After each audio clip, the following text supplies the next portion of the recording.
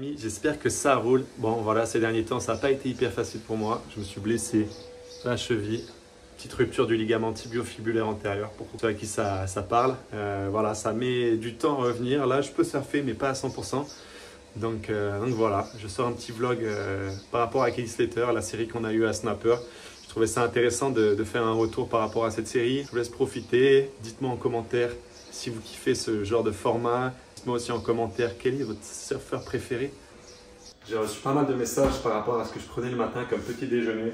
Donc en ce moment, je suis vachement graine de chien par rapport à tous les apports que ça a. C'est incroyable, même pour le cœur, pour la peau, pour tellement de trucs.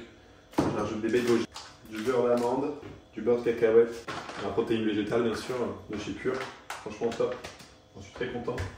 Et des fruits, mangue, kiwi, banane, tout ce que tu veux.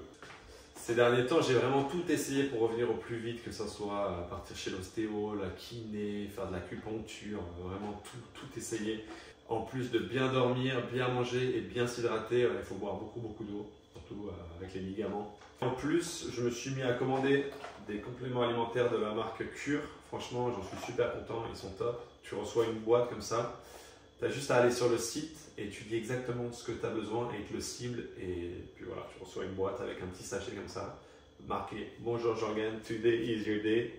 Ça, c'est cool. Dedans, il y a du magnésium, de la vitamine B12 et de la vitamine C. C'est ce que j'avais besoin pour être moins fatigué, moins de stress, pour les bienfaits dans ma préparation et aussi au niveau immunitaire.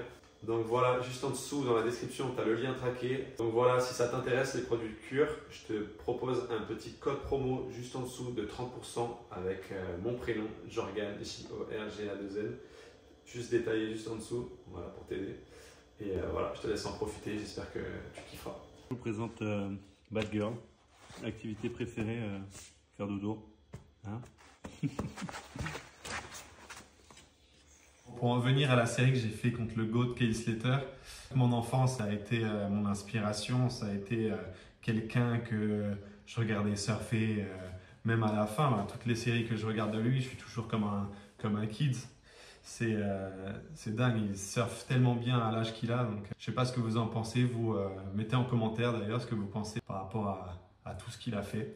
Après, je pense que là, il a tiré un petit peu sur la corde. Il aurait pu se retirer il y a un petit moment. Le vlog que je fais maintenant, c'était le bon moment pour le sortir. Et puis voilà, ce qui est drôle, c'est que tout le monde savait du Challenger Series que Slater allait venir faire la compétition. On était tous là, bon, qui c'est qui va le prendre? Et je suis parti surfer à Diba, une plage qui est juste à côté de Snapper, et pour essayer du matos avec Darren Henley, le boss de DHD. Je sors de l'eau, le copain de Paulinado, Rémi, on parle des séries et je dis, moi je suis sûr que je vais me taper Slater.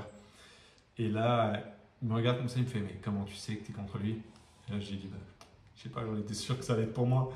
Donc du coup, direct, j'ai eu du stress, beaucoup de stress. Et là, il fallait que je gère un peu la pression. Ce qui est rigolo, c'est que le jour même de la compète, je restais avec Tristan, Gatien et Gaspard. Je ne sais plus avec qui je parlais et j'ai dit, vous allez voir les gars, je vais le battre.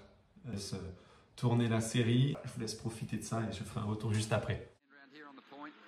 Ring rabbit. You want to get a wave here at Snapper? Don't ring me. You take off and rabbit drops in on you. It's fantastic. I've got a great view of you getting spat out of the tube. Here we go. Stuart Kennedy getting started here. You know, there's going to be a lot of focus on Kelly in this heat bugs, but this guy's got a strong track record at Snapper, a semi-final in the CT event in the past. And he is a point break bred surfer, so expecting big things. Yeah, well, this was a kind of a one-off set wave, and it's a good solid wave, and now it's ripping on down through the Marley section. There's a connector all the way. So he's really started out with a great point break wave and an awesome performance on it. So that's a keeper for Stewie. Plenty of release in the tail, but we'll get back to that in a moment. Because here goes the surfer representing France. Couzinet, he's an unbelievable talent, big, powerful guy. And he has come so close to making the grade on the CT before. There's some of that layback trademark layback jam surfing that he relies on. Big power, it's one of his favourite turns. We've seen him get the call up to compete in CTs before, just based on those big QS performances.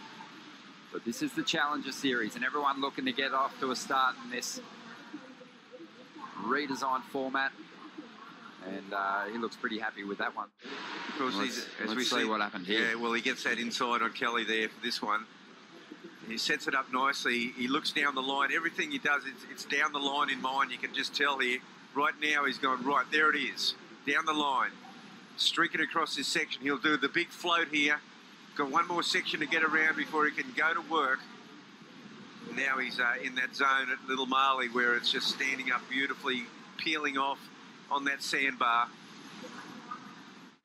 Big opportunity to put yourself on the map here at this first Challenger Series stop. As we see Slater taking off on the outside, stalling for the barrel. He'll find his way through, moving with great speed.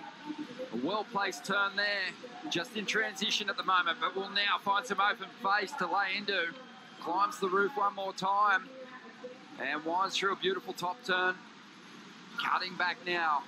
And we'll watch Kelly step on the tail here and wait for this wave to do its thing through the inside section at Little Marley.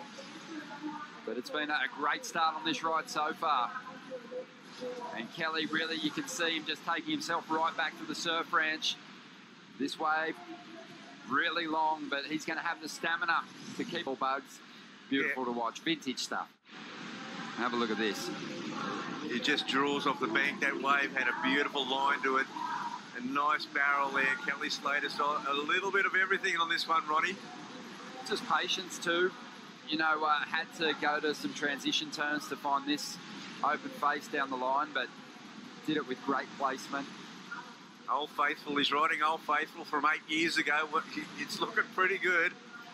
It sure is, yeah. Kelly, I think at the start of that ride, maybe is going to get more rewarded for that barrel ride than some of the others we've seen, because a lot of the people have been tucking into the pit, but the nose of their board has been exposed, and that's really the kind of the gauge for how deep you are in the tube.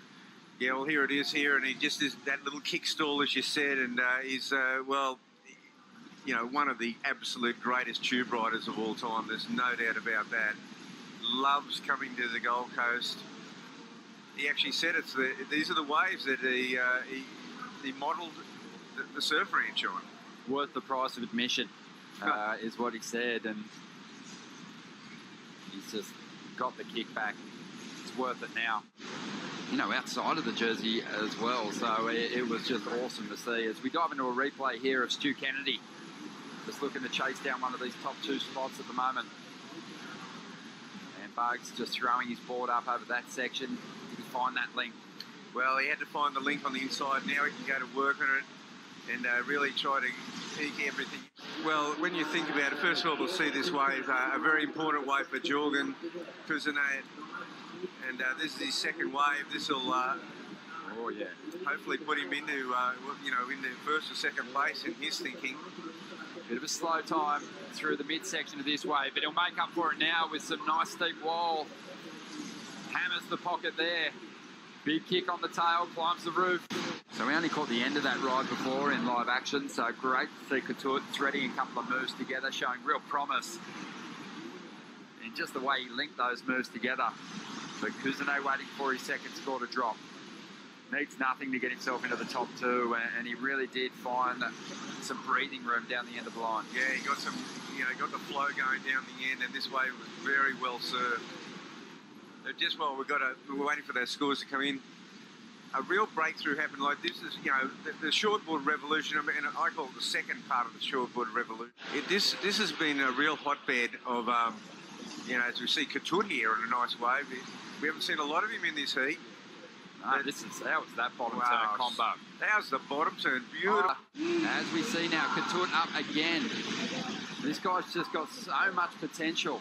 The surfing is there, just a couple of falls costing him potentially bigger scores. As he climbs the roof, gets back out in front of it. Nice rip off the top there. Loving the flow, loving the style, and loving the punch when he finds those steeper pockets to really rip into. And Couture looking to finish with a bang here. He does manage to hang on to the finish. He loves the feel of that one. It's Slater now thinking about taking something just to get himself into the top two here. And he's making his move. This will be his shot at it. And he's going to need something in maybe the 4-point range out of this ride. We've got to see what Couture drops for his last wave, but Slater's going to work this one over to the best of his ability. We know for sure he needs a 3.16. Loading up now as this wave starts to hit the inside. Just looking so smooth and stylish at this stage. This wave's a grower, and Kelly digs in. And he gives it another one as he keeps hammering down the line. Will he get extra time for a finish? Climbs the roof for a moment, hanging in, thinking about the barrel for the moment, but this wave stretching out. Slows up again, and Kelly goes to the reverse, incomplete, but I feel like if it's only the 3.16 that he's after, he should be sweet. Well, it was a 4.93 for Slater. That got him up into that second position. Couzinet holds on to first spot. And Stuart Kennedy has just banked a score that's going to fall below the requirement. He got a 3.77, so Slater survives just 2 rides. Just like the winner of the heat, and he's marching on through to the... A great matchup between JORGANN, Couzinet, and Kelly Slater. Let's have a listen in from Stacey Galbraith. How does it feel to surf in front of the biggest crowd of the day? Oh man, that's a little bit stressful, huh? When you see everyone like waiting for the king. Yeah, no, it was so slow out there. Yeah, for sure it was stressful because you see everyone waiting for Kelly Slater, and I just wanted to do my thing, you know, stay on my mind, because sometimes I try to be a little bit too much everywhere, and this time I was like, dude, you're surfing against the gold, so just relax and have fun, enjoy the moment.